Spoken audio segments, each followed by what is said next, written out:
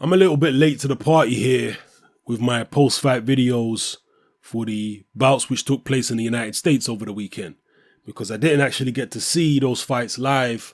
I had to go and seek out copies of them on the internet after the fact. So that's the reason why these post-fights are so late in coming out. Now, as far as this fight right here between Jermall Charlo and Julian Williams, it was an interesting fight while it lasted. Julian Williams, in my view, overall definitely displayed the better boxing ability. He was dropped in the second round by a stiff jab from Jermall Charlo, but after climbing off the canvas, he proceeded, in my opinion at least, to outbox Jermall Charlo for the next few rounds. And Charlo, he's a young guy, obviously, and he's full of aggression, and he obviously knows that he can punch. But I think he was looking for the big punch a little bit too much.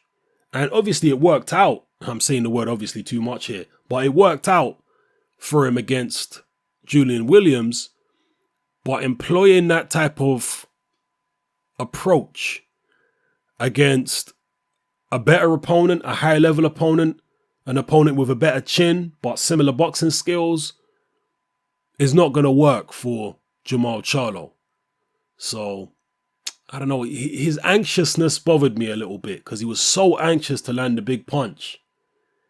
And his offensive skills are decent, but they're nothing crazy. It's not like a prime Mike Tyson. He was an offensive juggernaut. He would go forward and he'd land his big punches on you almost immediately. Jermall Charlo, even though he's intent and he's looking for the big he's not an out-and-out pressure fighter or anything, but every time he's swinging, he's looking for a big shot. And Williams was doing quite a good job at taking advantage of that, beating him to the punch a lot of the time, not only on the outside, but also on the inside. Williams was a bit slicker up close than Jermall Charlo was. So I don't want to criticize Charlo too much here, because at the end of the day, he did win and he won in spectacular fashion. He scored 3 knockdowns in the fight. So, let's not get confused who the better man was. But I'm just looking at it going forward from here. Julian Williams was relatively untested. So you have to imagine that Charlo's going to get in there with better guys than this in the future. And he's going to need to be a bit more patient. He's going to need to box a little bit more. Maybe concentrate more on boxing. Not just be constantly so intent on landing a knockout shot. Because, again, that's what you seem to be doing here against Julian Williams. Perhaps that's because of this opponent. Maybe he didn't think Williams could take his power. Maybe if he's up against a guy who he does believe can take his power, he will box his way into a fight more. That remains to be seen.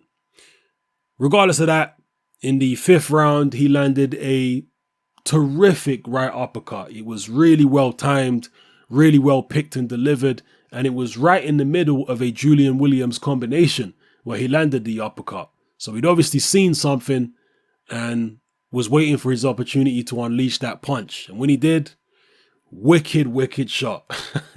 He sent Julian Williams sprawling to the canvas in pretty spectacular fashion. He did get up, but when Charlo unleashed on him a second time, it was all too much and the referee said no more. Some people, again, may argue with that stoppage, but I think the referee saw something, and I think he saw that Julian Williams had nothing left. So in my view, it was actually a pretty good stoppage.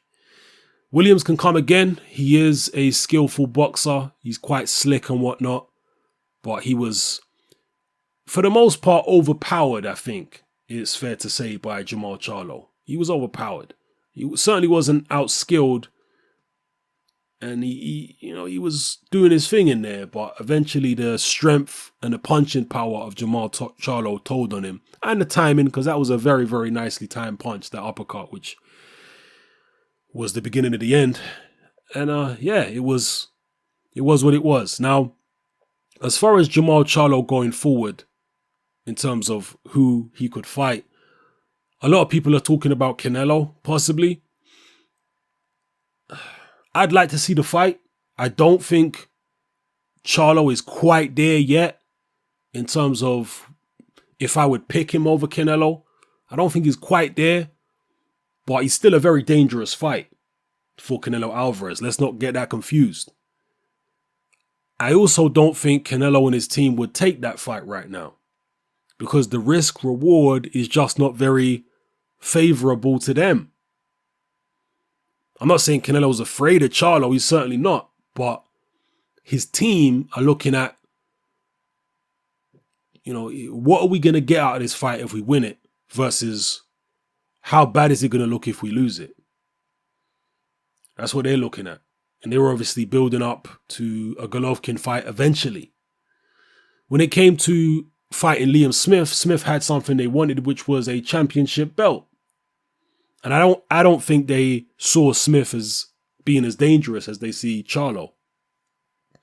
So, yeah, I can't see Canelo's team going for that fight right now. Charlo is not a marquee name. He's not a pay-per-view fighter.